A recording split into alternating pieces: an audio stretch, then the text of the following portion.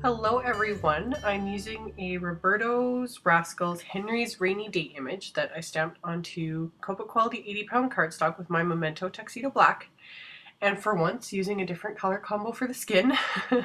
I started with E11 this time and then added a little bit of E13, and then I'm going to go in with a little bit of E15, and yeah, just a little bit darker and a little bit warmer than what I normally do. So not being super careful when adding in the darker colors because it's all going to get blended out. Yeah, working lightest to darkest, blending out the darkest with my middle color, which was that E13. And then finally going back in with my E11 and blending that all out. With an image like this, I tend to try and shut off my OCD and try not to make it so perfect. I've been mentioning this a lot lately that I'm trying a little bit harder not to always have to be so perfect with coloring, not always having to fill everything in. It's a work in progress.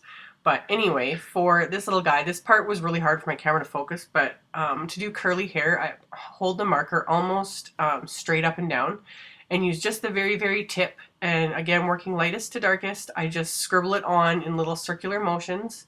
And then I'll go back in with the middle color, the lighter color, and just kind of go back and forth a little bit. Not too much because I don't want it all to be blended out.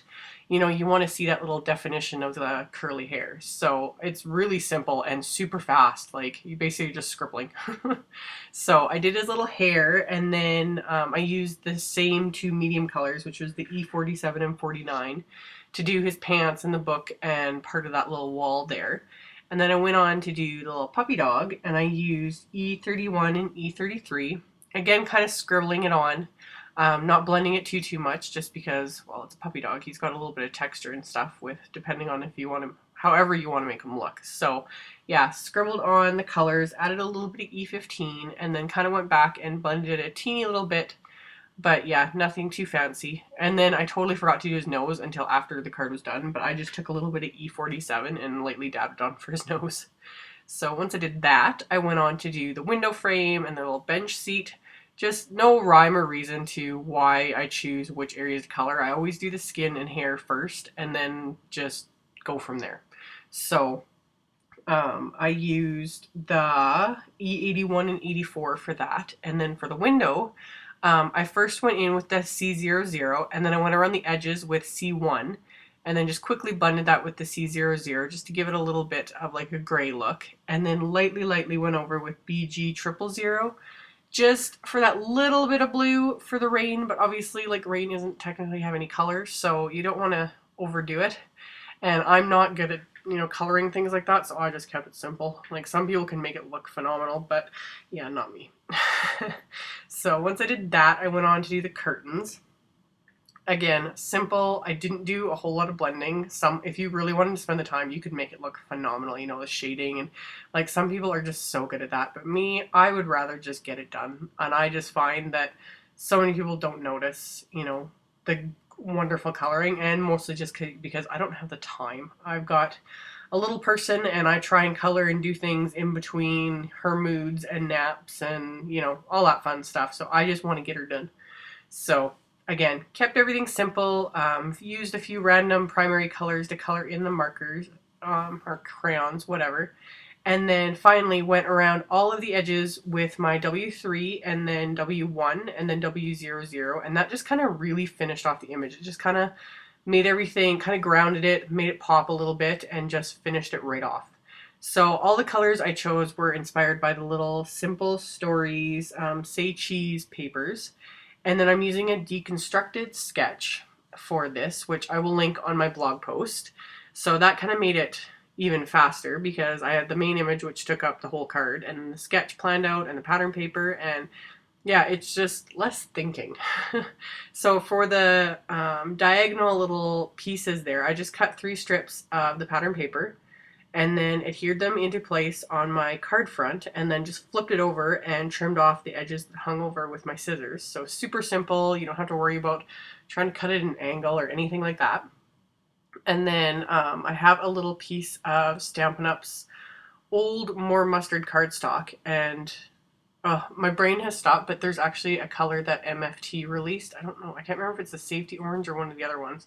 I'll link to it on my blog post though, but they're really similar. So there is now something really similar to that. But anyway, I just used my scissors to cut the little flag edge because this is part of the sketch, and I trimmed it down, and then I purposely adhered it so you could still see the pierced edge of the cardstock there, just because, I don't know, I thought it was different. I liked how that looked.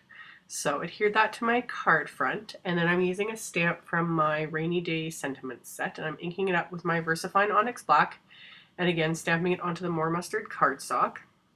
And then I'm just using a 1 3/8 inch circle punch to punch that out and getting that adhered onto my card front. So keeping everything super flat and simple since I went to so much effort coloring, and I don't know where those ink smears came from, but I didn't notice them till right about here. And then I had a mini heart attack when I went to, yeah, I thought I had ruined my image because I don't know where those ink smears came from. But thankfully I didn't. So yeah, note to self, pay a little more attention to what I'm doing, especially when I use the VersaFine Onyx Black. I love the ink, but I get it everywhere. Anyway, I mounted the stamp again onto one of my acrylic blocks, and I inked it up with MFT's Snow Cone ink because I just wanted it really, really pale. Just to kind of give the inside a little extra something, but I wanted it light enough that you can write over it with a pen. So I stamped it onto the white cardstock again.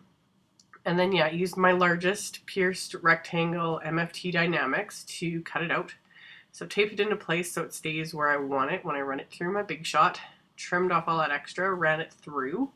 And then I had a couple more pattern papers left over from cutting the pieces for the outside. So I used the multicolored stripe and then added that little piece of the polka dot from the outside. It's a great way to use up leftover pieces in that. That's one other reason why I always finish the inside of my cards, because it uses up more of the paper. And then my camera had stopped filming because I'd been filming for so long and didn't notice it till it was too late. But I just inked up another stamp from the Rainy Day Sentiment set and stamped it onto the mustard cardstock, and then trimmed it down with my paper trimmer, leaving a little extra on the edge there, which gives me enough space to just cut another little flag in, so I've got some continuity. And then I'm going to adhere that to the inside of my card and then pop that into the inside of my card, and that's all there was to it. So as always, I will post a link below the video to my blog post, and I'll have links to all the supplies used, and a link to the deconstructed sketch as well. And yeah, thank you guys so much for watching, and I will see you all in the next video. Bye!